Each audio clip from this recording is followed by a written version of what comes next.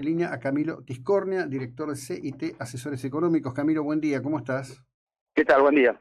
Bien, bueno, las últimas jornadas, los títulos periodísticos en Capital Federal en general hablan de una suerte de fiesta financiera. Yo, por lo menos, desde mi lugar de lego, solo periodista, lo que estoy viendo es un ordenamiento de la macro y de la cuestión fiscal como nunca había visto en toda mi vida en nuestro país. Dame tu lectura, por favor, de lo que ocurre.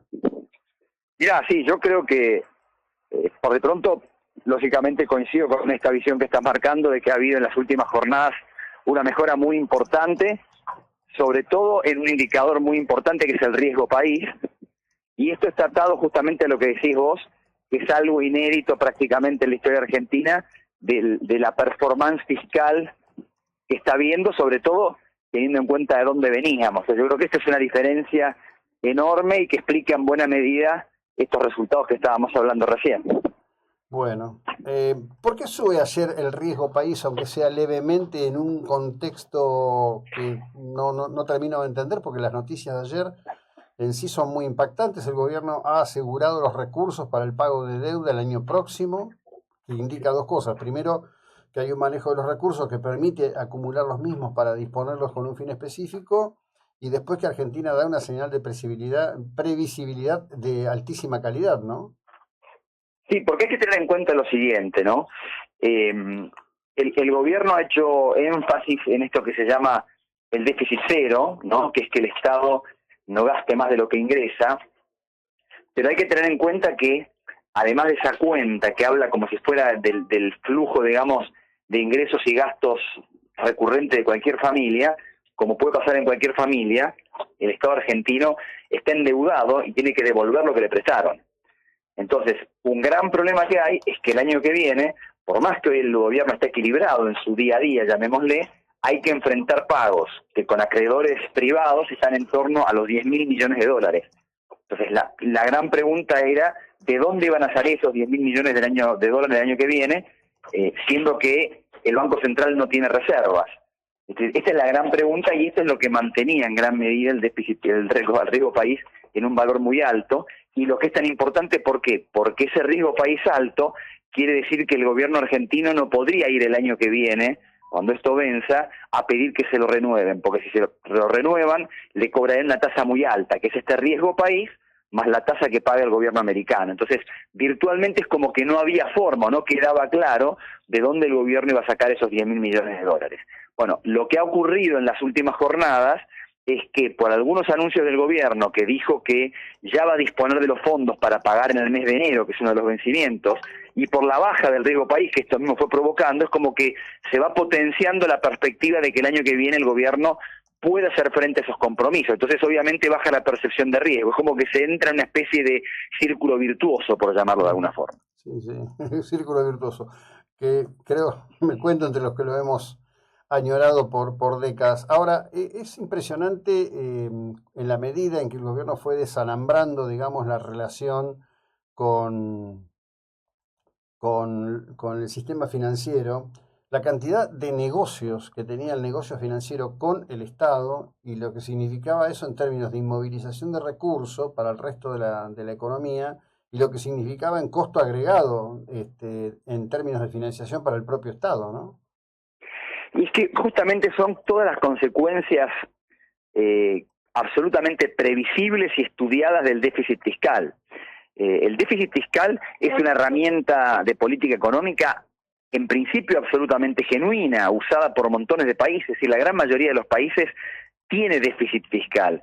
Lo que pasa es que, así como es una herramienta que se puede utilizar en determinados contextos y con determinados fines, mal utilizada provoca enormes perjuicios para el funcionamiento de la economía en general, justamente empezando porque por un lado distrae financiamiento que podría el sector privado para financiar al Estado, porque además mal manejado termina aumentando la prima de riesgo y hace que el endeudamiento sea cada vez más caro, entonces la posición fiscal se va deteriorando y por supuesto, como hacemos en la Argentina, cuando además de todo se recurre a la emisión monetaria para financiarlo, a la larga termina en inflación, que es un problema más grave aún todavía para el funcionamiento económico.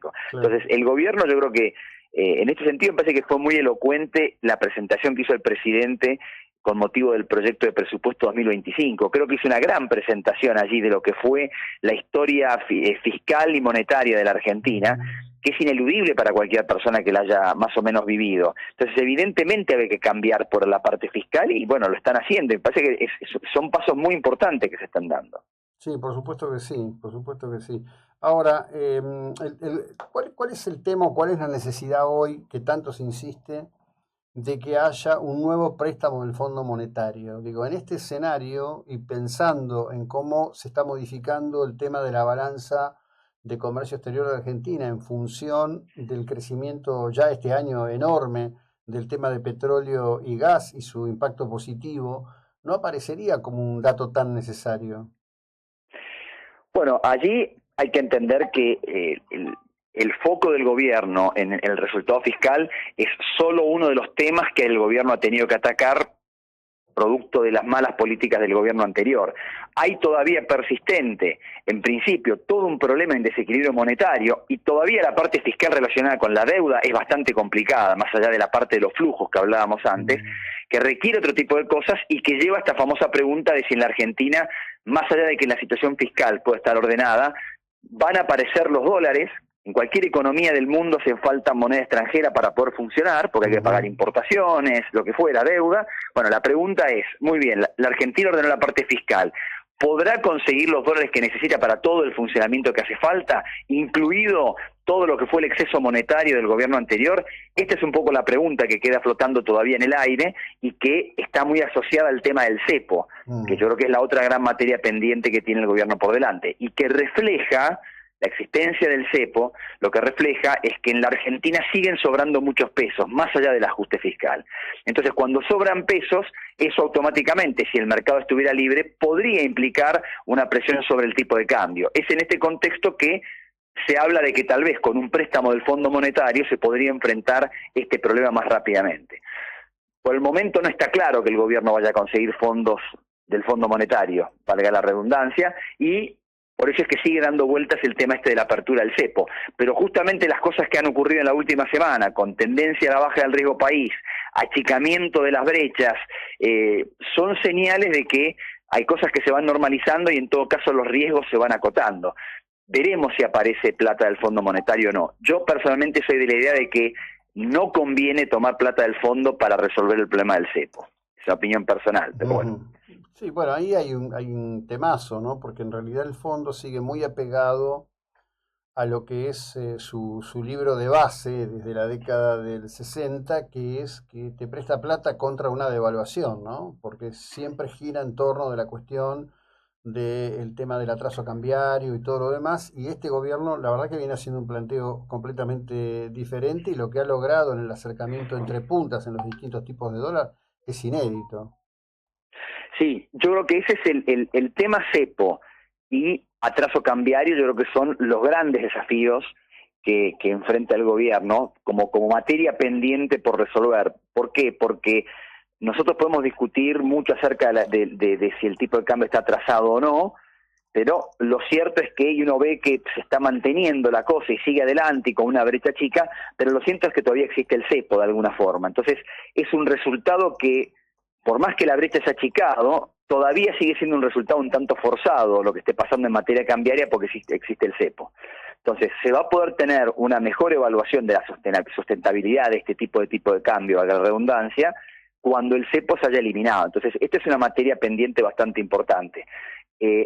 Cuando uno ve el tipo de cambio que hay hoy, ajustado por inflación, es bajo. Es bajo para parámetros históricos, y cuando la Argentina estaba en estas situaciones, fue complicado sostenerlo. Fue complicado sostenerlo y dejó al país muy vulnerable cuando cambiaban las condiciones financieras internacionales. Entonces, la realidad es que es un riesgo. Ahora, yo creo que hay factores que explican o que permiten pensar que tal vez esta vez pueda ser diferente, justamente con todo lo que tiene que ver con la energía, que son nuevas fuentes de conseguir estos dólares que la Argentina necesita para funcionar, que de materializarse, porque requieren muchas inversiones, tal vez harían que este tipo de cambio, que en el pasado fue bajo y no sustentable, pudiera hacerlo en el futuro. Pero la realidad es que sería algo novedoso para lo que es la historia de la Argentina. ¿qué hay a favor? También hay algo novedoso, que es que la situación fiscal está ordenada como pocas veces en el pasado. Entonces, este es un factor también muy importante. Por eso es que estamos de alguna forma en un terreno un tanto nuevo, pero lógicamente cuando uno ve el tipo de cambio y ve el pasado, está bajo. Claro. Sí, sí, yo a ver, insisto en esto, ¿no? Simplemente desde la posición del periodista y con una historia como ciudadano, justamente lo que hace absolutamente distinto todo lo que está ocurriendo es la cuestión de el tema del equilibrio fiscal, porque muchas veces se hacen comparaciones con la convertibilidad. La convertibilidad tuvo la pata del equilibrio fiscal desajustada siempre, desde la hora cero que se puso en marcha la convertibilidad, dependía fuertemente del flujo de ingreso de recursos externos en materia de capital financiero, por eso fue el impacto del tequila, por eso fue después, en definitiva, mucho de lo que pasó, ¿no? Sí, lógicamente está estudiado también esto, que no hay sistema de tipo de cambio controlado, llamémosle, que pueda coexistir con un déficit fiscal. Es imposible, tarde o temprano colapsa. Entonces, el que en esta oportunidad se pueda mantener el equilibrio fiscal es una diferencia importante. En los 90 la situación fiscal arrancó ordenada porque el gobierno hizo un ajuste muy fuerte. Muchos dirán que fue porque hizo las privatizaciones, que esto le generó recursos al Estado y de manera transitoria.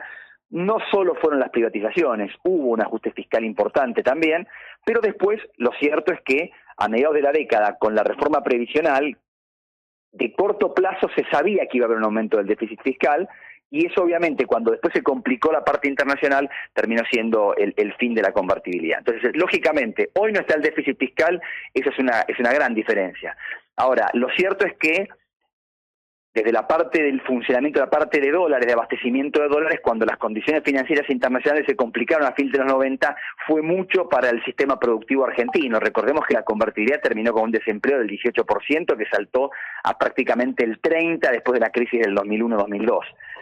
Y eso en parte tiene que ver con que en aquel momento ese tipo de cambio que se estaba manteniendo era demasiado bajo. Por más que se pudiera haber sostenido en aquel momento financieramente, llamémosle, ya no se podía sostener igualmente, desde el punto de vista de la economía real impuso un ajuste muy importante a la estructura productiva que no se pudo sostener fácilmente desde el punto de vista social.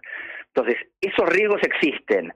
Hoy, afortunadamente, por el momento no hay un proceso de destrucción de puestos de trabajo, ni hay un aumento del desempleo que haga pensar que por ahora eso está pasando, pero no deja de ser un riesgo bastante importante. Insisto, esto va más allá del tema de la disponibilidad de dólares, tiene que ver también con la estructura productiva, y yo creo que si ahora se consiguen los dólares por lo que estábamos hablando, la energía, la minería, el turismo, la tecnología, lo que fuera, y el tipo de cambio se puede sostener genuinamente, eso va a implicar también, creo yo, un desafío para la estructura productiva del país. Bueno, esperemos que los planetas sigan alineados y las cosas se puedan realmente resolver, lo necesitamos todos. Te agradezco muchísimo la ilustración que nos brindas, ¿eh? Muchas gracias, No, muy por amable. favor. Bueno, Hasta vamos luego. a seguir en un instante. Teníamos la posibilidad de cerrar con una nota